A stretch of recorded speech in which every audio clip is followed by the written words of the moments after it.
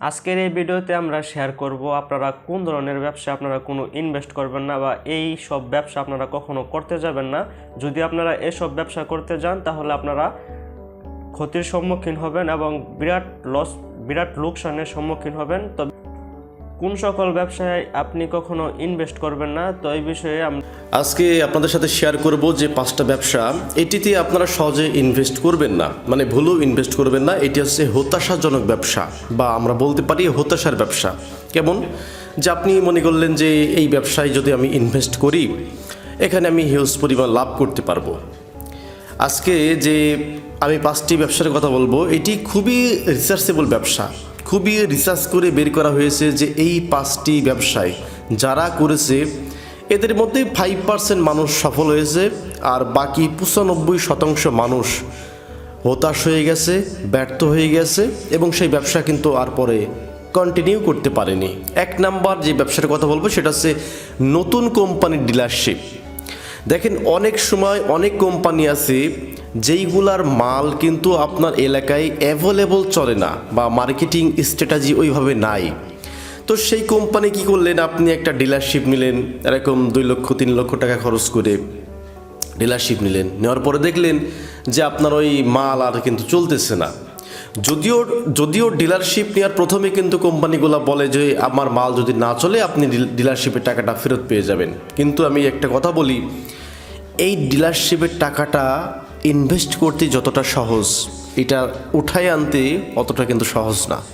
বহুত কাঠখড়ি কিন্তু আপনাকে পোড়াতে হবে। এই ব্যবসাটা যারা করেছে নতুন ডিলারশিপের, অনেকেই যারা ধরা খেয়েছে, কেউ কিছু অংশে টাকা পেয়েছে, কেউ আবার টাকাই পায়নি। তো খুব সাবধান। এই ব্যবসাটা করার আগে অন্তত পক্ষে 100 বারের বেশি সময় ধরে আপনি ভাববেন যে এই ব্যবসাটা আপনি করতে পারবেন কিনা। এরপর 2 নাম্বার যে ব্যবসায় আপনি ভুলেও ইনভেস্ট করবেন না, মানে এটা সতর্কবাণী, চাইলে আপনি করতে পারেন, সেটা হচ্ছে কি ঘড়ির দোকান। এখন যদি আপনি নতুন করে আপনার জেলা শহরে উপজেলা শহরে যদি আপনি ঘড়ির দোকান দেন, এটি আপনি লস খাবেন, কাস্টমার কিন্তু আপনি পাবেন না ওইভাবে। হ্যাঁ, ঘড়ি যে একেবারে বিক্রি হয় না তা না, ঘড়ি বিক্রি হয়, কিন্তু ওই যে মূল জেলা শহরে যারা বড় বড় কিছু দোকান রেখেছে 2-1টা, তারাই কিন্তু এই ব্যবসাটা চালিয়ে যাচ্ছে। আপনি নতুন করে যদি ঘড়ির দোকান দিতে চান, চলবে না এই ব্যবসা। মানে এটা আপনাকে আগেই বলে দিচ্ছি যে ঘড়ির দোকানে যদি আপনি ইনভেস্ট কিনে যদি আপনি ঘড়ি কিনেন, যদি মনে করেন যে এখান থেকে একটা হিউজ ব্যবসা করে লাভ করব, এটি হবে আপনার বোকামি। তো এই ব্যবসাটা করার দরকার নাই বা এখানে ইনভেস্ট করার দরকার নাই। যদি ইনভেস্ট করতেই হয় 100 বার চিন্তা ভাবনা করিয়ে তারপরে আপনি ইনভেস্ট করতে পারেন যে এটি আপনার উচিত হবে কি না। এরপর 3 নাম্বার যে ব্যবসায় আপনি ভুলেও ইনভেস্ট করবেন না, যদি ইনভেস্ট করেন চিন্তা ভাবনা করে করবেন, সেটা হচ্ছে স্টুডিও ব্যবসা। যদিও এই ব্যবসা সম্পর্কে আমি এর আগেও বলেছি। এখন স্টুডিও দিয়ে আগে আমরা দেখতাম 2010, 11, 12, 13 সালের দিকে, তখন কিন্তু স্টুডিও ব্যবসা খুব ভালো চলতো, মানুষ প্রয়োজনে অপ্রয়োজনে কিন্তু ছবি তুলতো। তো এখন কেন স্টুডিওর ব্যবসাটা চলবে না, সেটা হচ্ছে যে দেখেন, এখন কিন্তু প্রত্যেকটা বাসায় আপনার একটা ভালো মানের স্মার্টফোন প্রায় প্রত্যেকের হাতে হাতেই। তো যারা আগে স্টুডিওতে ছবি তুলতো তারা কিন্তু এখন মোবাইলে ছবি তুলছে, সোশ্যাল মিডিয়াতে পোস্ট করতেছে। তো খুব প্রয়োজন, যেখানে ওই যে আপনার পাসপোর্ট সাইজ ছবি লাগবে, ওইটা ব্যতীত আর কোনো শখের বশে কিন্তু মানুষ স্টুডিওতে যায় না ছবি তোলার জন্য। এই জন্য আপনাকে বলবো যে এই ব্যবসাতে ইনভেস্ট না করার জন্য।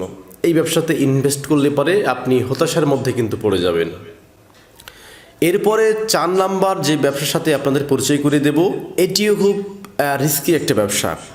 এই ব্যবসাটা করার সময় আপনি 100 বার করে চিন্তা করবেন। আর সেই ব্যবসার নাম হচ্ছে মোবাইল শপের দোকান।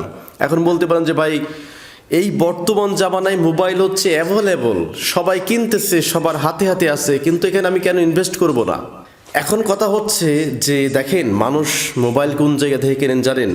যে আপনার শহরে সবচাইতে বড় দোকান যেইগুলা, সেখানে কিন্তু মানুষ আগে যায়, যেখানে আপনার ভিভো ব্র্যান্ডের, শাওমি ব্র্যান্ডের, রিয়েলমি ব্র্যান্ডের, এরপরে বহুত ব্র্যান্ডের ফোন যেখানে এক ছাদের নিচে পাওয়া যায়, সেখানে কিন্তু আগে যায়। এখন আপনার যদি ওইরকম ইনভেস্ট করার ক্ষমতা থাকে যে ভাই আমি সবচাইতে বড় দোকান দিতে পারবো আমার জেলার মধ্যে বা আমার উপজেলা শহরে, তাহলে আমি বলবো এটা আপনি করতে পারেন। যদি সমস্ত ব্র্যান্ডের ফোন আপনার কাছে থাকে বহুত মডেলের থাকে, তাহলে পরে আপনি করতে পারেন বড় সড়ো থেকে। আর যদি মনে হয় যে না ছোট একটি দোকান করব, সেখানে কিছু মোবাইল ফোন রাখবো, এটি করার দরকার নেই, কারণ এরকম ব্যবসা অনেকেই করতে গেছে, আপনার সেই সমস্ত ব্যবসায় কিন্তু টেকে নাই। আর এই ব্যবসাটা এমন না যে প্রতিদিন আপনার কাছে কাস্টমার আসবে, এমন কিন্তু না। ঈদের সময় হয়তো যখন অফার আসবে তখন একটু বেচা বিক্রি বেশি, আর যার প্রয়োজন হয় মোবাইল কেনার জন্য সেই মোবাইল কিনবে। তারপর এটি অনেক প্রতিযোগিতার কিন্তু একটি ব্যবসা। তো এটি করার জন্য আপনাকে 100 বার করে চিন্তা ভাবনা করতে হবে যে আপনি করবেন কিনা এই ব্যবসাটি। এরপর সর্বশেষ 5 নম্বরে যে ব্যবসার কথা বলবো, এই ব্যবসাটার নাম হচ্ছে অ্যাকুয়ারিয়ামের ব্যবসা। এখন এটি আপনি শখের বশে যদি শুরু করেন সেটি আলাদা কথা, যে জাস্ট শখের বশে আপনি করতেছেন, এটিতে একটা পার্ট টাইম যে আপনার সময়টা আছে সেই সময়টাতে আপনি ব্যবসাটা করতেছেন, তাহলে পরে এটি ভালো। কিন্তু যদি আপনি প্রফেশনালভাবে পেশাগতভাবে আপনি অ্যাকুয়ারিয়ামের ব্যবসা করতে চান, তাহলে কিন্তু আপনি ধরা খাবেন। তো প্রিয় দর্শক, আজকের ভিডিওতে যে 5টি আপনার হতাশার ব্যবসার কথা, তো তোমাদেরকে যে 5টি ব্যবসার বিষয়ে তোমরা এতক্ষণ যে ভিডিওটি তোমরা দেখেছো, যে 5টি ব্যবসার কথা বলা হয়েছে, তো তোমরা কখনোই এই 5টি ব্যবসায় তোমরা ইনভেস্ট করতে যাবে না। নতুনভাবে যদি তোমরা এই 5টি ব্যবসায় ইনভেস্ট করো, তাহলে তোমরা লোকসান এবং ক্ষতির সম্মুখীন হতে পারো। তো তোমাদের এই যে 5টি ব্যবসা, এটিতে কখনো ইনভেস্ট করার প্রয়োজন নেই, এটিতে অনেক রিস্ক রয়েছে। তো কখনো তোমরা এই 5টি ব্যবসায় তোমরা ইনভেস্ট করবে না। এগুলো ব্যবসা মূলত হচ্ছে হতাশাজনক ব্যবসা। তো তোমাদের পরবর্তী ভিডিওতে তোমরা কোন সকল ব্যবসায় তোমরা ইনভেস্ট করবে এবং কোন সকল ব্যবসা তোমাদের জন্য ভালো হবে, ওই বিষয়ে তোমাদের ভিডিও দিয়ে থাকবো। যারা চ্যানেলটি এখনও সাবস্ক্রাইব করো না, অবশ্যই চ্যানেলটি সাবস্ক্রাইব করে আমাদের সাথেই থাকো। ধন্যবাদ ভিডিওটি শেষ পর্যন্ত দেখার জন্য। যদি তোমরা এখনও কোনো কমেন্ট না করে থাকো, অবশ্যই ভিডিওটি কেমন লেগেছে তা কমেন্ট বক্সে জানাও। তো তোমাদেরকে সবাইকে ধন্যবাদ।